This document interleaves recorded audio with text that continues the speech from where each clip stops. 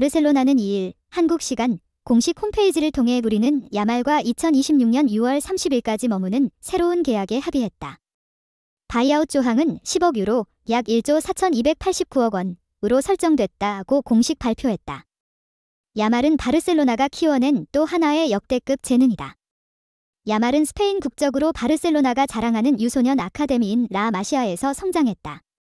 야말은 동나이대 선수들과는 비교할 수 없을 정도의 기량을 가지고 있었고 초스피드로 1군 진입에 성공했다. 2007년생으로 아직 성인이 되기까지도 오랜 시간이 남은 선수가 2022에서 23 시즌에 그것도 세계 최고의 빅클럽 중 하나인 바르셀로나 1군에 진입했다. 당시 야말의 나이는 15세 291이었다.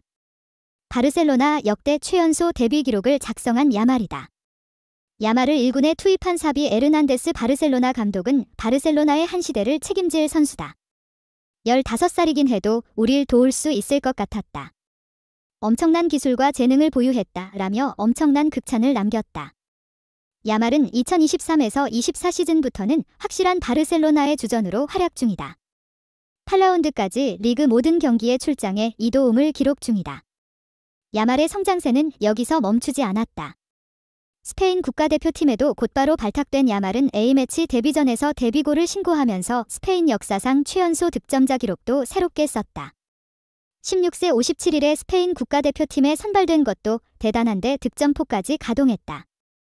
야말은 리오넬 메시보다는 네이마르와 더 많이 비교된다. 측면 플레이에 능하며 메시 같은 드리블보다는 네이마르의 전성기 시절처럼 역동적인 기술이 자주 등장한다. 어린 선수지만 능숙한 플레이를 보여주기도 한다. 아직까지는 직접 득점을 노리는 것보다는 동료들에게 넣어주는 패스 실력을 더 높게 평가받는 중이다. 바르셀로나는 자신들이 키워낸 역대급 재능을 절대로 놓칠 수가 없었고 지난 여름 이적 시장부터 재계약 협상에 돌입했다. 드디어 양측이 합의를 맺었다. 16세 제한으로 인해 2026년 6월까지만 계약을 연장한 야말이다. 바이아웃 10억 유로는 바르셀로나가 야말을 절대로 팔지 않겠다는 의지를 보여주는 액수다. 제말과 바르셀로나, 새로운 시대의 시작. 바르셀로나는 라마시아 축구 아카데미를 통해 청소년 재능을 개발하는 데 있어 세계적으로 유명한 클럽으로 이제는 전 세계 축구 팬들이 주목하는 16세 청년 제말과의 새로운 계약에 대한 소식으로 큰 관심을 받고 있습니다. 제말은 독특한 능력을 갖추어 세계 축구계의 중심에 서 있습니다. 제말의 주목할 만한 특징은 다음과 같습니다. 제말은 빠른 발전을 거듭하며 바르셀로나 1군의 주요 일원이 되었습니다. 15세로 1군 팀에 합류한 것은 바르셀로나 클럽의 레코드이자 제말의 재능과 잠재력을 입증한 사례입니다. 제말은 득점뿐만 아니라 동료들에게 공을 주고 기회를 만드는 데 능숙합니다. 그의 스타일은 네이마르와 비교될 만큼 다양하고 창조적입니다. 16세의 스페인 대표팀에 소집되어 데뷔전에서 골을 넣었습니다. 이로써 제말은 스페인 역사상 최연소 득점자가 되었으며 미래의 유망한 선수로 주목받게 되었습니다. 바르셀로나와 제말의 새 계약은 클럽이 어린 재능을 보유하고 발전시키는 데 대한 약속의 일환으로 볼 수 있습니다. 제말을 잃지 않겠다는 결의를 보이는 100억 유로의 바이아웃 조항은 그들이 제말의 가치를 인식하고 그를 떠나보내지 않겠다는 메시지입니다. 제말의 등장은 바르셀로나에게 새로운 시대의 시작을 알렸습니다. 클럽은 미래를 구축하기 위해 청소년 선수들에게 더 많은 기회를 주는 방향으로 나아가고 있으며 제말의 다재다능한 능력과 성숙한 모습은 그가 클럽에게 얼마나 중요한 자산인지를 보여줍니다. 제말의 향후 발전을 기대하며 그가 바르셀로나와 스페인 축구의 더 큰 아이콘으로 자리 잡을지 기대해 봐야 합니다. 독일 바이에른 뮌헨이 2년 전까지 함께 뛰었던 중앙 수비수 제롬 보아탱 영입을 추진 중이다.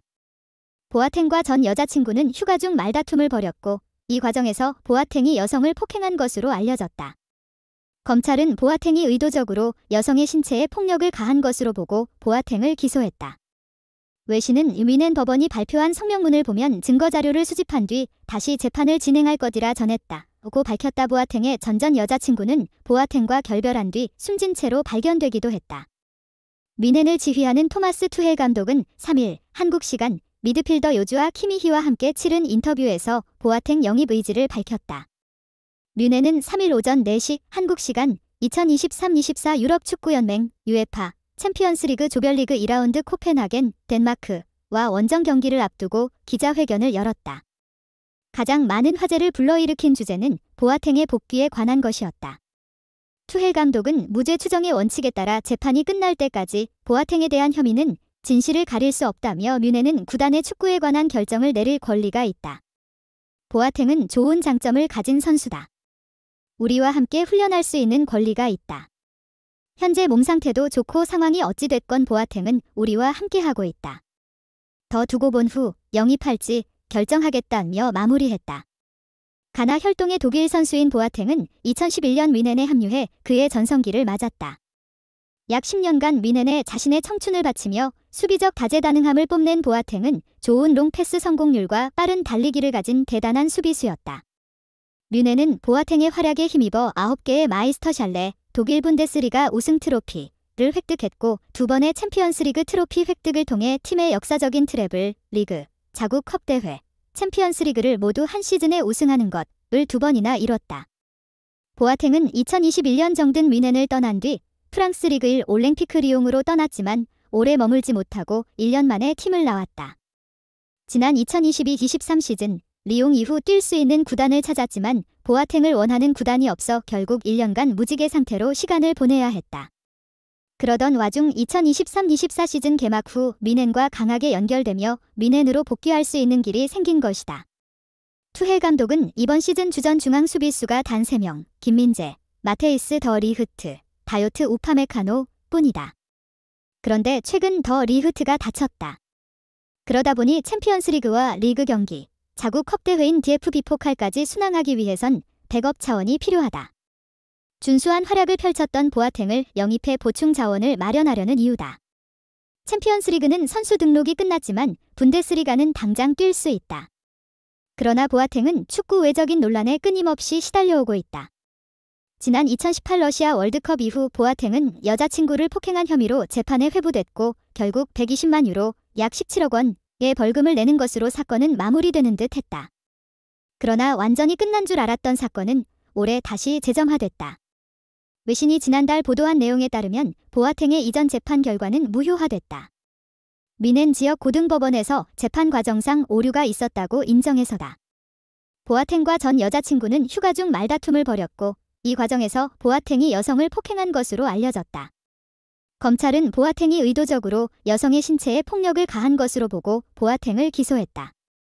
외신은 뮌헨 법원이 발표한 성명문을 보면 증거자료를 수집한 뒤 다시 재판을 진행할 것이라 전했다고 밝혔다. 보아탱의 전 여자친구는 보아탱과 결별한 뒤 숨진 채로 발견되기도 했다. 뮌헨과 투헬 감독이 당장 보아탱을 영입하는 것이 쉽지 않은 이유다.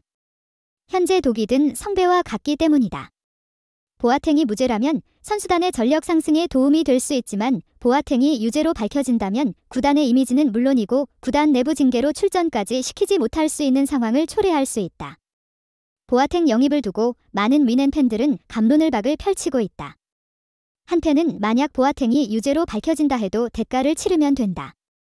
이후 2번째 기회를 줄 수 있는 것 아니냐며 보아탱 영입에 찬성한다는 입장을 밝혔지만 또 다른 팬은 범죄자들에게 2번째 기회를 주는 것은 잘못된 메시지를 퍼뜨릴 수 있다며 그의 영입에 반대하는 의견을 냈다.